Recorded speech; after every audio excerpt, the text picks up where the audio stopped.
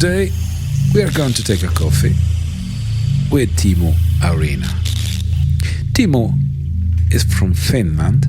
He has a professional career of more than 18 years as a technology entrepreneur, author, and professional speaker.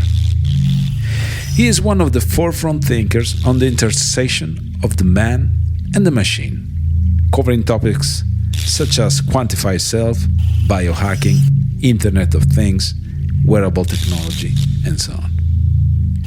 The definition used for biohacking is the art and the science of optimizing your body, mind, and performance within system thinking, technology, and biology. In other words, better living throughout science.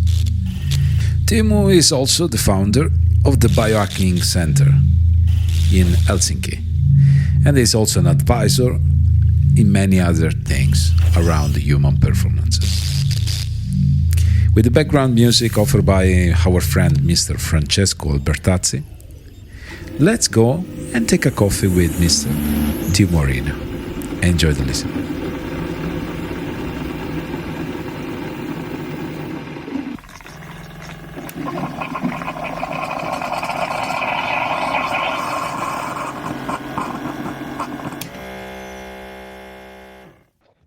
Thank you, Timo, for being here today. So we met virtually a few years ago when I was in Dubai, and finally we are here to have a nice chat. So first of all, how are you today?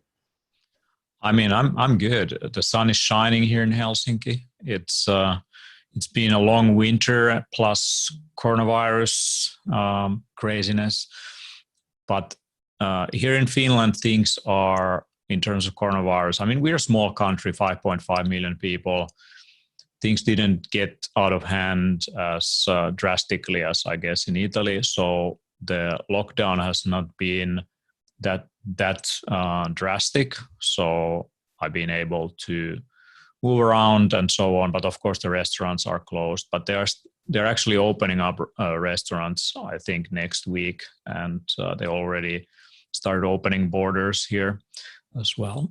So, I mean, it's exciting times. I think these kind of events remind people about the importance of comprehensive approach to health, especially in terms of preventive healthcare. And biohacking is all about understanding the human body and its environment, internally and externally, and basically to balance things in that homeostatic biological system that also leads to better health, better immunity. So if we think of building resilience in human beings, the viruses that are going around, it could be coronavirus or any other virus, the only natural way to prevent that is to take care of your immune system. And I mean, it's not only that you avoid contracting something like that, but also to avoid getting serious complications. And there is a lot of studies out there, for example, about the coronavirus, but also other RNA viruses and so on, how inadequate nutrient intake, for example, low vitamin D levels or low selenium or zinc can affect your ability to fight off intruders. So I think it's a time when we don't have a medical treatment for something like this readily available and still research and just about to be discovered, that people realize that the only treatment for something like this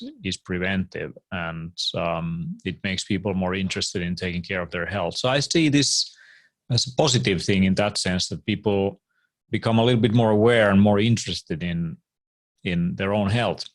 There's always another side to crisis.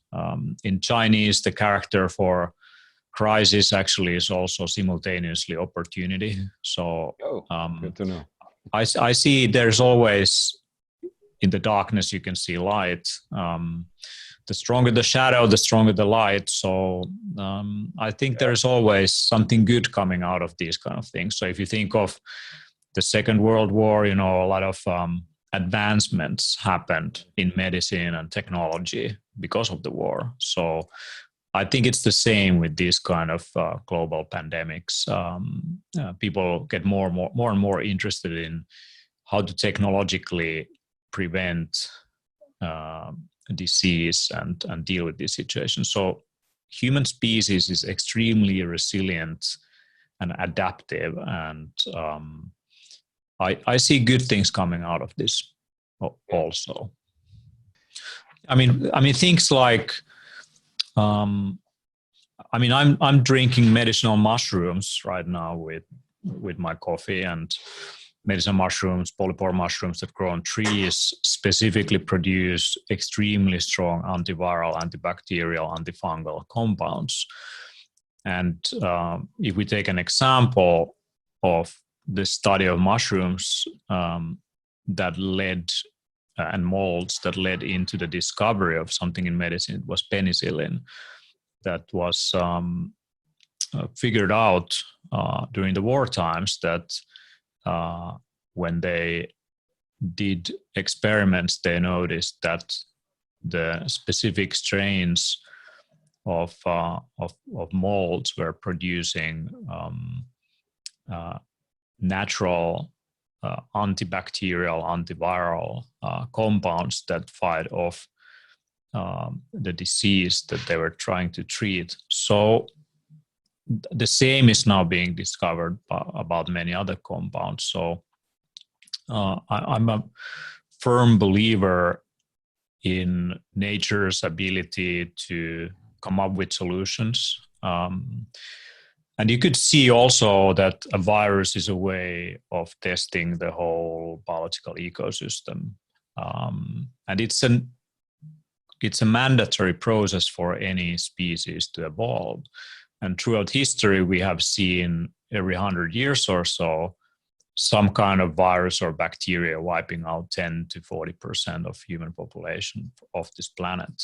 Now, in modern times, this has not happened recently, but we have had a lot of epidemics, small ones, but not big ones until this one.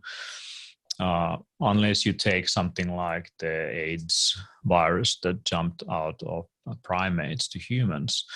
But there is always these things coming and going, and that's part of the way of building resilience on a systemic level. So if you just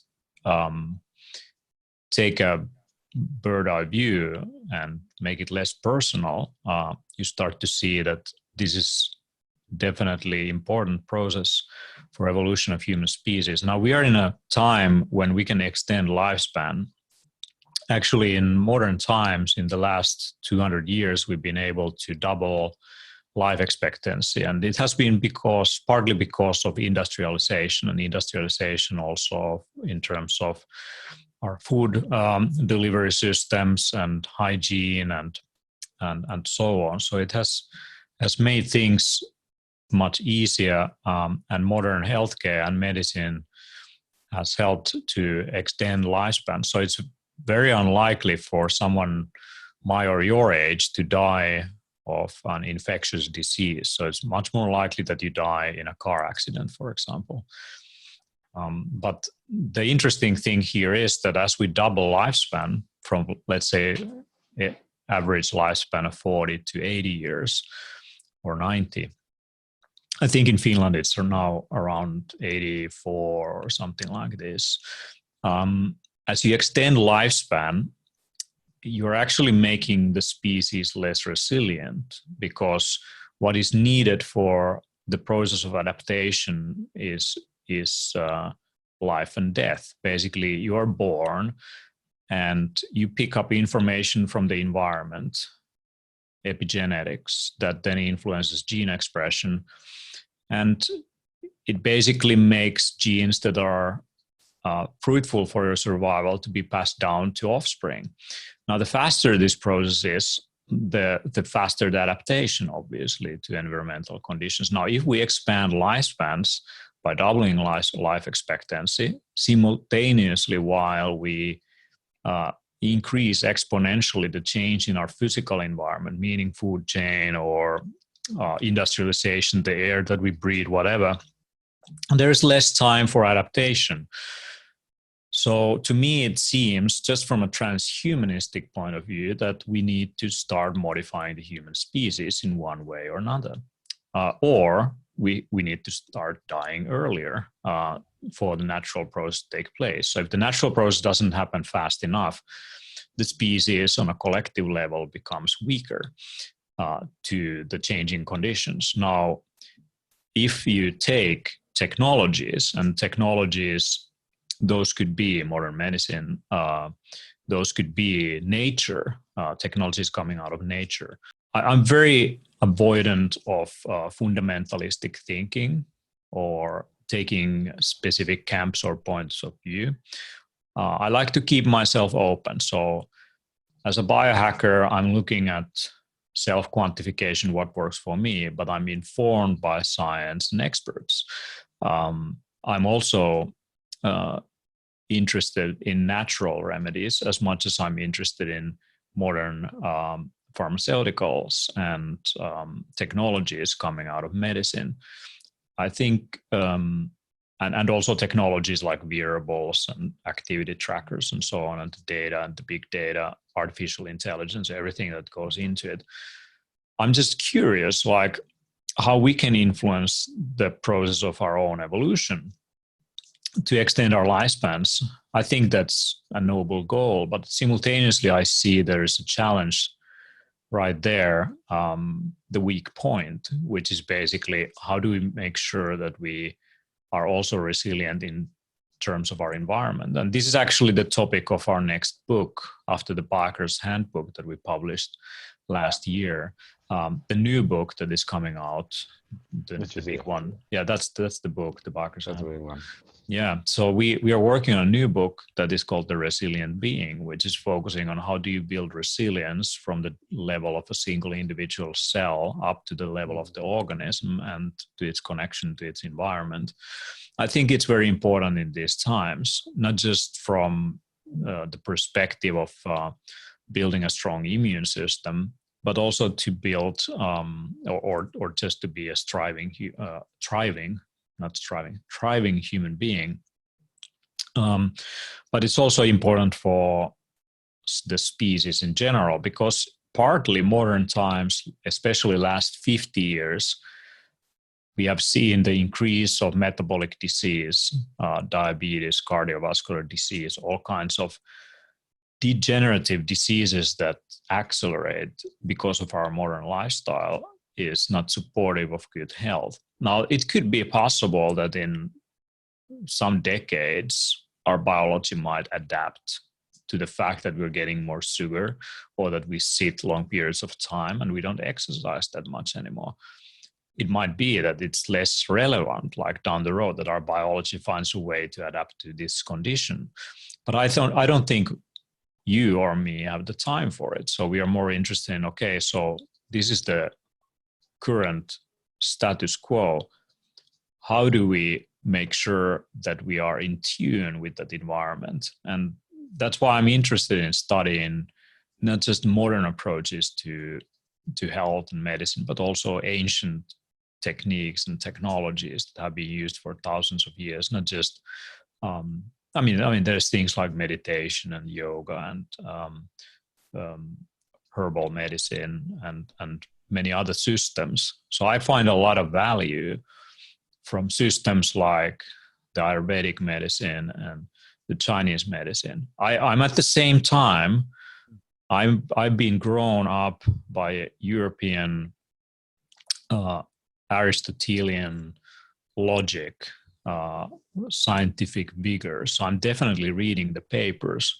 So if I take a supplement like, I don't know, chaga, which is here, it's a medicinal mushroom, I like to read the 800 or so studied publications and see what the science is actually saying about them. And then I might go and see what the folk medicine is saying about them. And I see some things are generational wisdom that has accumulated, and some of those are just beliefs. And but in the end, if you look at Ayurvedic medicine, and there is ideas, for example, on body types, that some people are, there is Kapha and Pitta and these other body types in Ayurvedic system. I see those as abstractions of genetic differences that an observation was made. And now with modern science, we can see more concretely why people are different, although we share most of our genes with each other. The small differences make a big difference, for example, in terms of metabolism. So there is some truth to ancient systems. And when you look at dietary systems that might extend lifespans, we are looking now at, for example, Mediterranean diet as something that is beneficial, or what centarians seem to be eating in different locations around the world, so-called blue zones, where they live long lives, like Okinawa in Japan, where they eat a lot of seafood, or some islands in Greece. We study their diets and what they eat, and there is very little similarities, but I see some similarities, and and that's actually outlined in the Biohacker's Handbook, that the food quality is much higher. It's locally produced, it's accessible, it's fresh, it's not usually mass produced for these groups of people. They eat slowly with friends. The lifestyle is less driven by modern busy city life. So you actually walk up and down mountains or riversides to meet friends, and they might smoke tobacco and drink some wine, but still in the end their diet is full of polyphenols and nutrients. It might be that seafood with its readily available iodine and many medicinal compounds are useful for the Japanese, Okinawan, while on the Mediterranean diet, more of the plant polyphenols are the key thing. But once we study these different systems, and if you look at, I spoke about Ayurvedic system, you look at India, why do vegetarians who don't eat meat products have okay levels of omega-3? While at the same time, we see that plants are the main source of omega-6 and seafood is the source of omega-3. And it turns out that things like turmeric seems to increase the spices they use. The spices they use in their food seems to increase the bioavailability of plant-sourced omega-3 oils. So there is some accumulated wisdom in different dietary practices around the world. And I'm very interested in these things. And if you take a modern scientific approach, the challenge is that the best we have right now is a reductionist logic. So you try to reduce a complex system into single variables, and you study which variable is doing what. Now, if you take that approach, you end up with things like vitamin C. You're not studying the orange, you're studying vitamin C. You look at what is the active compound. If you are looking at medicinal mushrooms, there is many different compounds in something like this that you don't even know yet anything about in science, but there are some things that seem to have the highest effect, for example, beta-glucans. If you take a blueberry, the blueberry is not only the complexity of nutrients that are in there and compounds, but you might look at something like anthocyanins in there as beneficial. Now, that's great, but the problem is that there's synergestics that happen biologically. So when you take something like that, hundreds of different compounds simultaneously, those seem to have some kind of cross-link that they interact with each other as they go through your metabolic pathways. And that is where its power really comes from. So if you isolate something like vitamin C, and you only take that, it doesn't necessarily have the same effect as eating a diet that is rich in vitamin C. Now, that's kind of the problem, is when we study specific compounds and intakes, we can't really study complexity, so we just try to break it down into single variables. And that's what our medicine has done, trying to extract from that specific mold or mushroom things like penicillin, and then we use that as medicine. Now, that's great. It's statistically extremely relevant. But what I'm interested also is the complexity of things that we don't even know yet anything about. And it's known by practitioners of, let's say, herbal medicine, that if you take an extract of a specific compound, it might have a very different effect. It can be less stable also biologically than if you took the whole, like, full spectrum extract. So that's the thing, is if you have a very noticeable effect that something is hacking directly your pathways in a certain way, there is often a side effect. And that's the problem with modern medicine, is that we have a lot of side effects for drugs, and some things work for some people, some don't. Now, if you eat a diverse diet, we just know statistically that that's good for health. For example, for diversity of gut bacteria, and there is many complex interactions, not just nutrition levels. So that's kind of my approach. So I'm looking holistically, but I'm taking reductionist approach at the same time, looking at the scientific evidence and trying to see how these things correlate and how they are related. And often there is no direct correlation. There is causation. Correlation is not causation. So in the end, practicing something like biohacking, where I measure my different variables, I look at single variables like my sleep quality or different blood values or whatever, it's still an art as much as it is a science. Just like medicine, many doctors, in the end, they're very good at heuristically, based on their experience, to figure out, okay, this treatment might work for this person, but we are not entirely sure if that's going to work, but I have a gut feeling that it might work based on my experience. So that's kind of where we end up with, once you go to the very advanced level of dealing with something, is you can take a one-size-fits-all approach to many things. Like, you can look at dietary guidelines, like what is the minimum intake. But in the end, to find optimal health, the last mile of optimizing the last mile is not that easy. And it requires a lifelong, iterative, experiential process also of actually trying things yourself, so that you figure out, like, okay, this works for me, or this works for other people who I work with. So I'm fascinated about what's possible with modern technology in this context. Very, very good overview. And about the blue zones, do you remember in Okinawa, people were having in the gut, they were having something similar to the algae they were eating. So that, I mean, this relationship between the surrounding and this globalization is. Yeah, let me give you an example. So if we take Japanese kind of diet, which is very much seafood, and you have algae and you have seaweeds and things that like that.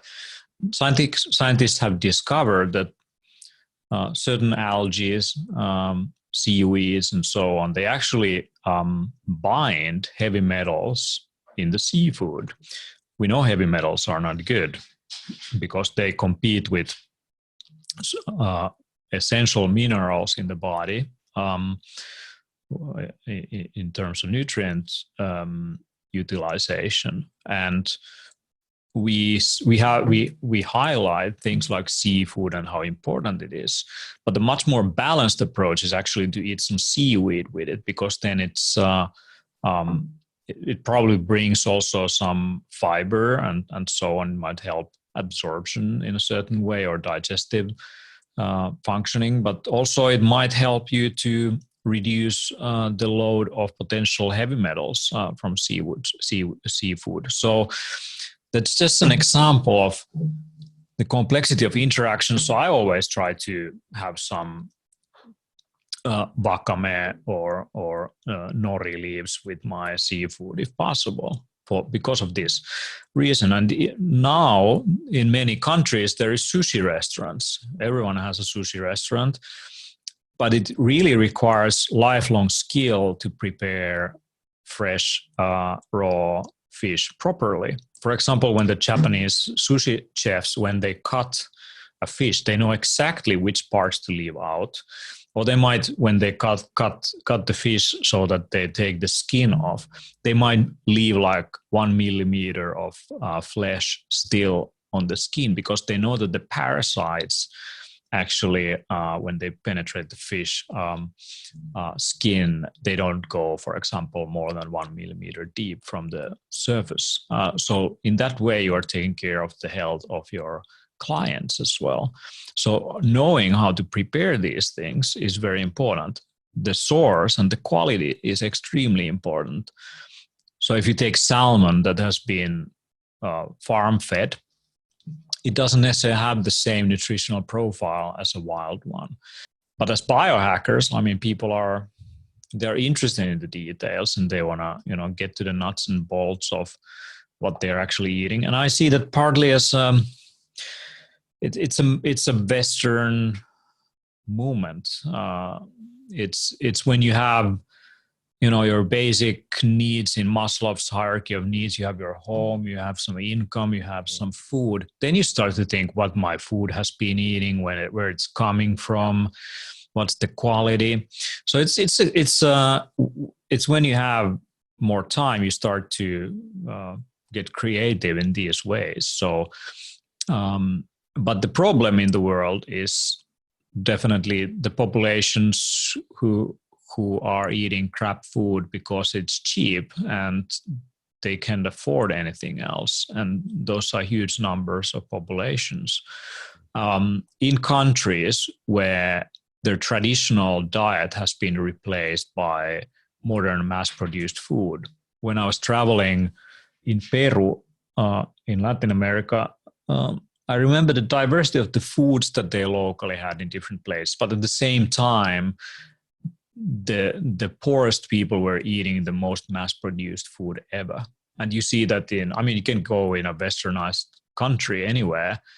You go to Italy, you go to US, you go to Finland, and the poorest people, they buy the cheapest stuff from Lidl, or they go to a hamburger chain, and it's not nutrient dense. What I really value about Italians is I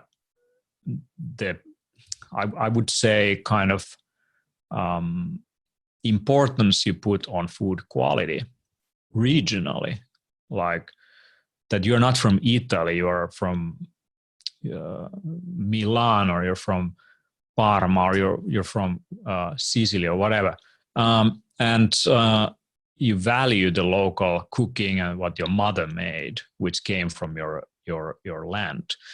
And I think that is what can save Italians in the end, is that kind of appreciation to the immediate physical environment and culture, and keeping that alive and not replacing it with some imported dream from America, which is mass produced. Because those people over there are the sickest people on the earth, in a way. Yeah. Pun intended. Well, I experienced myself. I'm from Palermo, Sicily, and we have street food. So we have a huge tradition, long tradition, street food. But I experienced myself the opening of the first hamburger chain in Palermo. At the beginning, at that time, I think was almost 20 years, 15 years ago, I said to myself, this is not going to work. So how is it possible that this is going to work in this environment? Unfortunately, if you go today, we have multiple chains that are working, are impacting the local cuisine and the local traditions. Because it's a massive impact of the globalization, work, we have to be productive, we act fast food, we need to eat. And there is a lot of misinformation, a lot of over-information, so people don't know where to go, actually, and they bounce here and there. And then for this reason, we lose the focus and the orientation. As you mentioned at the beginning, when the impact of family, friends, eating, this is great. I think in Sardinia, one of the 5 zones, this was really evident. But also, I don't know if I think in one town in America, of immigrants in America, was called Roseto. I don't know if this story is a small town of immigrants, Italian immigrants in America. It's called Roseto, and basically they studied this town specifically because they had the lowest rate of heart attack and problems in the US. It was massive difference. So they went there, they interviewed one by one people. They tried to understand what's going on there, but why this small town has got. And one of the main points was they were eating pasta, they were exporting all the Italian stuff there, but they were having families next to each other. They were trusting the neighbor. This kind of kindness. Nowadays, depending where you're living, you are scared of the neighbor. You don't know. You are afraid of him or her. You think it's better to stay away from this kind of. Also, this pandemic, which is keeping now more and more alienation of the alienation, exactly, from your community in a way. Yeah, and this story is very interesting. I actually did look into things like pasta, and it seems that the blood sugar effect of it is less compared to eating bread or some other wheat product. And it turns out that the way how it's kind of produced with eggs and so on is kind of slowing down the blood sugar spike. So when I'm in Italy, I'm happy to make a little exception, having my primi, little bit of pasta to go with. And I don't feel that tired after eating a small amount compared to if I ate a piece of bread.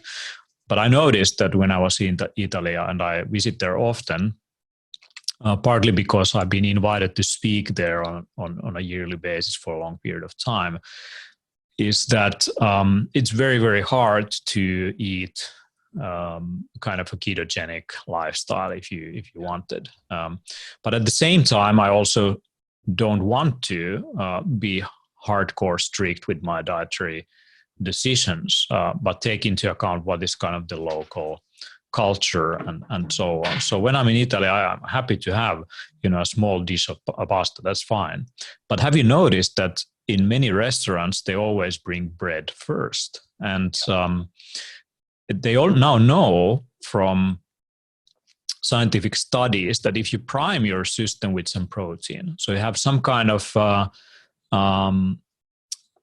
antipasti, basically. So you have a little bit of ham or cheese or something like this, a little bit of protein. You wait a little bit and then you eat some fast sugars like wheat products. The blood sugar spike will be less than if you went the other way around, that you had some fast absorbing carbohydrates and then you had some protein. So I think it's a bit pity that we are being trained that when you're hungry, here's a piece of bread. We should definitely follow the Mediterranean approach, that if you feel hungry, here is something salty, protein to begin with, and then go for the food slowly. And that's a much better dietary approach. So if you're having breakfast and you like your cereal, I would first have some eggs and bacon, wait a little bit, and then maybe have the cereal. So I think within any diet, you can make improvements. So that's kind of my point. You don't have to go strictly ketogenic and that's the only approach that works, or strictly Paleolithic. But within any diet, there's improvements that you can take in terms of food choices. So you can make upgrades and improvements within food groups. Instead of just like some regular lettuce or salad, you can have some rucola, and maybe a tomato, and maybe instead of having some cheap mozzarella, you can have some buffalo mozzarella. So I'm a big fan of it, and the protein structure seems to be different. So I'm a lactose intolerant, but with buffalo mozzarella, I'm just fine. I'm not eating too much of milk products, but some aged cheese, like some Parmigiano. I'm okay to even eat a bigger piece. So within any cultural dietary recommendation and system, there is improvements that you can do. Now, if you are having a tomato, you can have a tomato that's produced in a greenhouse with the least amount of nutrients possible. It's big, but it's not juicy. It's not tasty. You can taste that it's kind of half raw. But then when you have a really nice local Italian tomato from your grandma's garden, man, that's explosion in your mouth. So why would you go and have that greenhouse version when you have that available? So that's kind of how I look at food, is that there is always improvements in terms of nutrient density, in terms of quality, in terms of sourcing, in terms of preparation, in terms of sequence in which you take them, in terms of what works for your body and what works for someone else. So it's my favorite topic, and I definitely love Italy. Good. Where have you been, actually? I've been all around Italy. I was invited many times to speak in Italy starting from 2007. Usually every year I go to there is a summer school that they organize in Turin, and I usually fly to Nice in France, and then I take a car and I drive over to the border, and I go through the coastal towns, I've been all around Italy. One of my mentors is actually a guy who lives in Rome, and I've often visited him as well. But I've been also speaking in Bolzano, up closer to the border, to the more German-speaking countries. I've been to Palermo also. I've been to Modena. I've been to Milan, Venice. So just you're invited to talk about biohacking or other stuff. I've been speaking there both about biohacking and also about educational technology, leadership, and so on. So I have a cocktail identity of things that I've done throughout the years. And originally I was invited there to speak about the future of education, and coming from Finland. But nowadays it's been more about how you can optimize your performance. I've been speaking to entrepreneurs, startups, and so on, people who want to push themselves, and how to do that in an effective way without killing yourself. And that's one thing I've been doing over there. So for some reason, every year I've been over there. So what do you consider the most recent effective biohacker you introduced? I've been looking into combining different biohacks together. So there's, only that much time in a one day. So personally, I like to have these different protocols. We actually documented together with Dr. Olli Soviari some of our protocols on Ben Greenfield's blog. You can find it over there. Also, I think BiohackerSummit.com blog has some of those protocols. But I have an immunity protocol and also have a recovery protocol. And the recovery protocol right now is basically lying on a mattress which is vibrating. We use neurosonic for that. So that kind of activates your lymphatic system and relaxes the body extremely effectively, and helps microcirculation. Then you might be lying on a spike mat, so that increase the production of endorphins and increase blood flow on the surface of the skin. Then you might be having, this is a new device that I'm using with it. This is Sense8, and it basically is a ultrasonic sound device that you put on your collarbone, and it vibrates in certain frequencies, and it's extremely relaxing. And it comes from somatic techniques for trauma release. Basically, the fact that the body stores stress, and it helps the body to release the stress in a way. And I use that in combination with binaural beats. So I use some kind of noise cancelling headphones. I might have some essential oils going on, like lavender to relax. I might take some supplements like reishi, mushrooms. And so that's something I do with some breathing techniques and meditation, 20 minutes. It's very effective.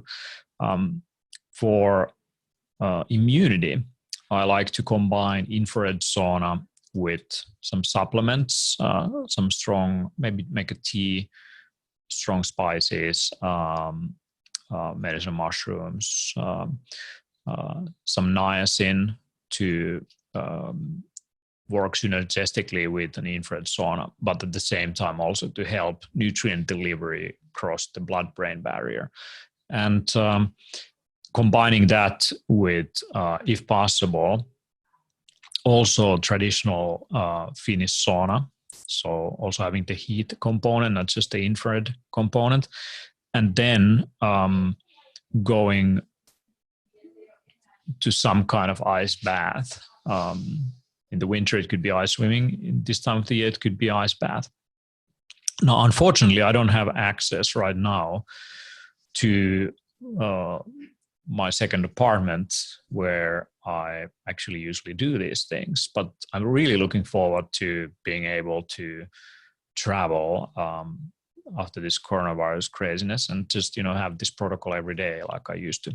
When it comes to exercise, I like to use X3 bar. I think it's very effective using resistance training. And you can combine that with whole body vibration. You could even do something like electrostimulation. You could use something like supplements, for example, beetroot to increase blood flow. So I like to experiment with combination of things. That makes it very interesting to me. So I have different protocols for different things. And with sleep, I've been playing around with micro dosing of melatonin. So instead of macro doses like 1 or 2 milligrams, I take like 0.1 or 0.2 milligrams. So I think in my age group, there is little benefit of doing it too much. So combining that with maybe some herbs that are relaxing and good pillow. So yeah. Clear. And a lot of this stuff is available on the website and on the Biohacker's Handbook, which is in English. Is available in English. So accidentally, I have a body weight exercise here. So that's all for now. So let's stay in touch. I really thank you for your time.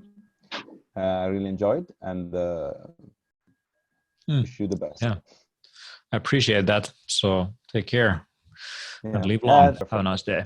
Ciao. Thank you. Bye. Cheers. Ciao.